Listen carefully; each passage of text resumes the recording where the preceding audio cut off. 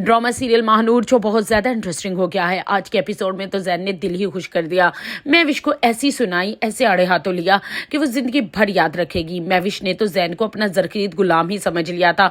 आगे महविश की ओवर मोहब्बत और जज्बातीपन से जैन बहुत परेशान हो रहा था।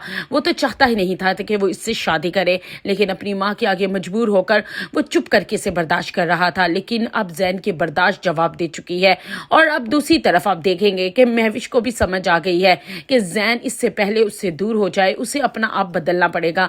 इसीलिए ईस्टर्न ड्रेसेस पहनेगी और पहनकर जैन के घर चली जाएगी और जाकर अपनी सास राबिया बेगम से और जैन से माफ़ी मांगेगी कि उसने जो कुछ भी मिलाद वाले दिन किया। लेकिन जैन महविश से साफ तौर पे कह देगा माफ़ी तो उसको महानूर और उसकी माँ से मांगनी चाहिए, जो हमारे घर के मेहमान थे और उसके साथ महविश ने नौकरों से भी बदतर सलूक किया। लेकिन महविश जैन से कहेगी कि अब मैं आप लोगों के घर की बहू हूँ, अच्छा लगता है कि मैं उन लोगों से माफ़ी मांगूं, लेकिन फिर भी जैन मैं तुम्हारी खातिर माफ़ी मांग लूंगी।